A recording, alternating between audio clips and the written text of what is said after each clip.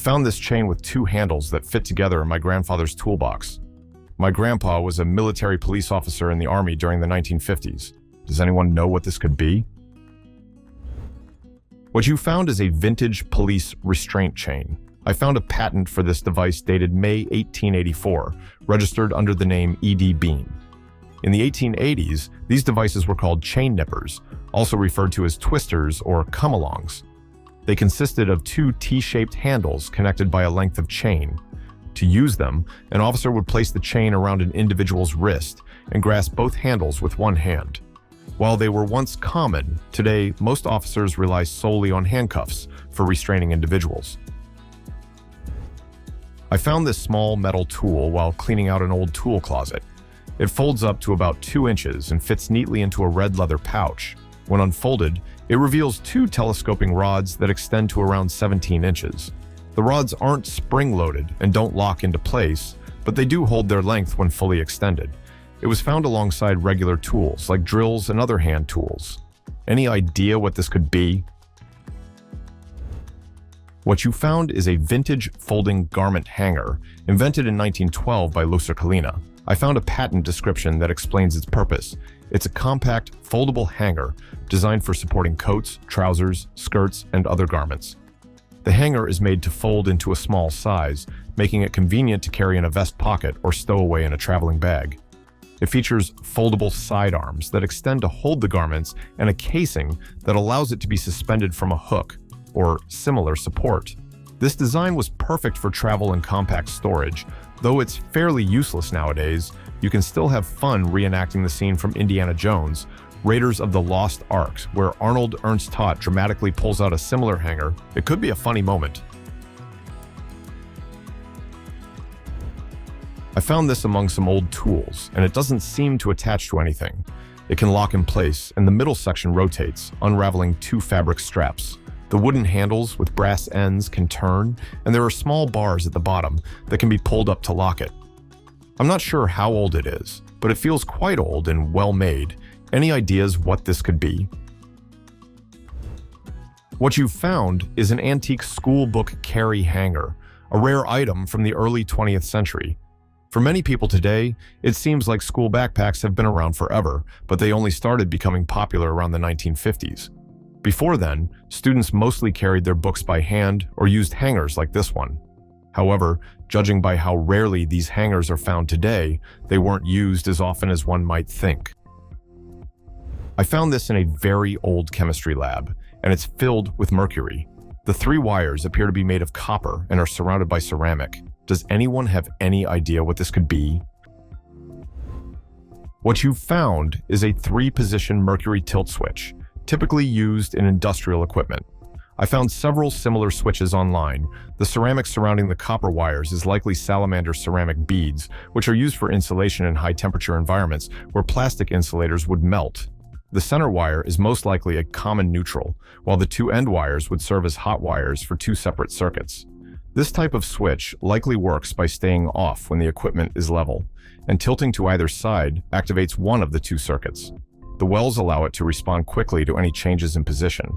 The screw in the upper left corner is likely intended for grounding the device. I found these iron objects in the East Midlands, United Kingdom. They seem old, but I'm not sure about their purpose or origin. Does anyone know what they might be? The object on the right in the photograph is a cut nail. Its L-shaped design is a key feature that identifies it. These nails were widely used in construction and furniture building throughout the 1800s. Depending on their size, they could be used for more delicate tasks like attaching trim and molding. Cut nails were the standard fastener during that period. As for the object on the left, it is an Iron Age cloak pin, also known as a penannular brooch. These brooches were used to fasten cloaks or garments, often made of heavy materials like wool. The penannular design, featuring an incomplete ring with a pin, was a common style during the Iron Age. It served both practical and decorative purposes and was often made from iron or bronze, with variations in design depending on the region. I just want to take a moment to thank you all for 1,500 subscribers and 100,000 views on the last video. It's just incredible. It means a lot to me and I truly appreciate your support. Thank you. I found this metal object while beachcombing near Charleston, South Carolina. It's non-magnetic, rust-free, and feels heavy for its size. It has threading and is about 3 centimeters in diameter. Although it's hard to see, there appear to be indices with numbers on the top. Does anyone know what this could be?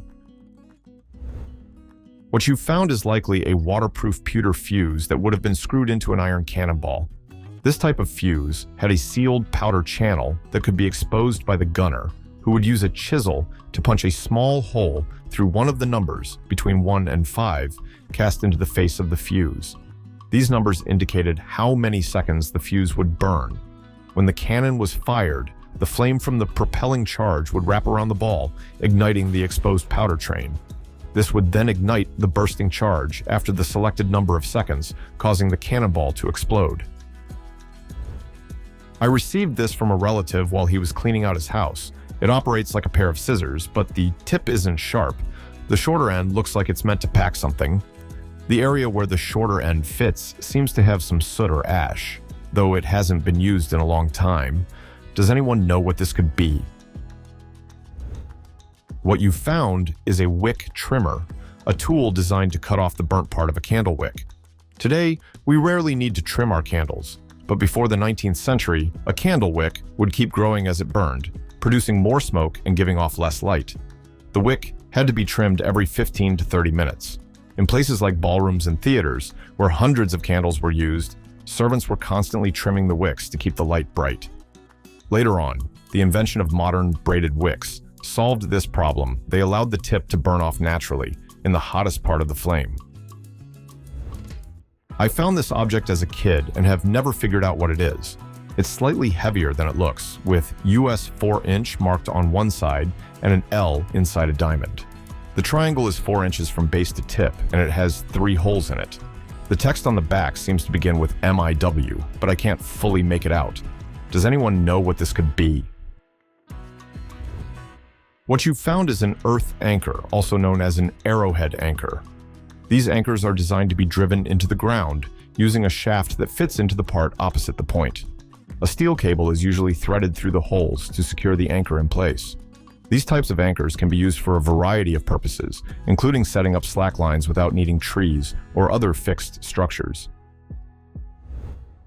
I found this strange trowel-like object at a thrift store in Ontario.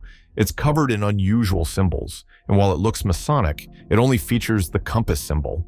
My guess is that it might belong to another tradesperson society like the Free Gardeners. There's a globe logo in the middle, which makes me think it might be somewhat new. Does anyone know what this could be?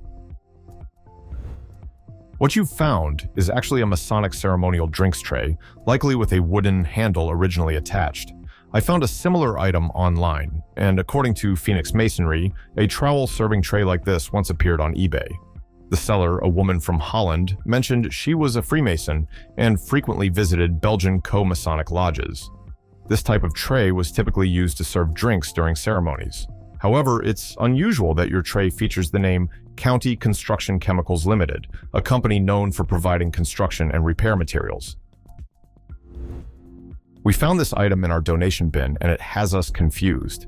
It's a gold-plated speaker with a short cord that ends in 2 prongs. It also has a gold-plated clip featuring a horse made of an opal-like material.